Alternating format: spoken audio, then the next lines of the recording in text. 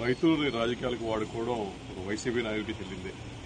మనం చూసాం గత ప్రభుత్వంలో ఆయన ప్యాలెస్ కట్టడానికి 500 కోట్ల రుషికొండ మీద వెచ్చించాడు కానీ రైతులకు 5 రూపాయలు ఇచ్చిన పాపాన పోలే. 5 సంవత్సరాలు అధికారంలో ఉన్నారు.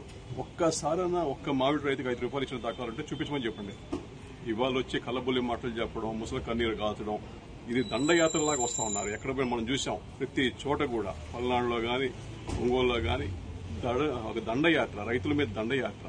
ఆయన రాజకీయ లబ్ధి కోసం ఎంత దానికైనా దిగజారిపోవడానికి అసలు మాత్రం సంశయించట్లా. వీళ్ళు ప్రాణాలను కూడా తొక్కుంటా పోతున్నారు. నిజంగా చెప్పాలంటే ఇలాంటి ఆయన ముఖ్యమంత్రి అయ్యాడని చెప్పి బాధపడాల్సి వస్తాం రాష్ట్రానికి. పాతాళాన్ని దొక్కేశాడు, ఇంకా కూడా ఆయన పని అయినట్లేదు. ఇంకా కూడా రాష్ట్రాన్ని ఒక పీడకల్లాగా పీడిస్తున్నారు వీళ్ళంతా కలిసి. జోబి కొట్టేవాడి గజదంగు దాకా అందరూ ఆ పార్టీలో ఉన్నారు. ఎంతసేపు దాచుకుందాం, తీరం దాటిద్దాం అనే ఒక యాస తప్పితే ఒక్కసారైనా బడుగు బలహీన వర్గాలకి ఏ రోజైనా ఒక మంచి పని చేసిన పాపాను బోల.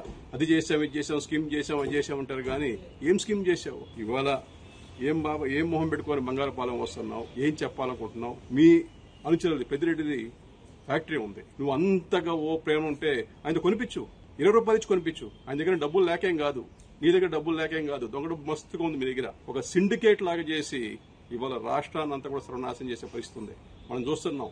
వీళ్ళంతా కూడా మొత్తం రాష్ట్రానికి వెన్నుపోటు పొడిచే ప్రయత్నం చేస్తున్నారు. ఏదో విధంగా గవర్నమెంట్ కి చెడపేరు తెద్దామని చెప్పే ఆశలో ప్రజలంతా కూడా ఇబ్బంది పెట్టే ప్రోగ్రాం చేస్తున్నారు. ఇంతకుముందు ఎంఎన్ఆర్ఎస్ కి ఉత్తరాలు రాసి పేమెంట్ లేకపోయిన దాఖలు ఈ వీళ్ళకి ఆ చరిత్ర వీళ్ళది. వరల్డ్ బ్యాంక్ కి లెటర్లు రాసి డబ్బులు ఆపమని చెప్పిన చరిత్ర వీళ్ళది. ఇలా ఎక్కడ చూసినా కూడా చేసేది లేదు. ఇప్పుడు కూడా ఆయన వచ్చేది ఒక విధ్వంస యాత్ర కింద వస్తున్నాడు కానీ వేరే యాత్ర కానే కాదు.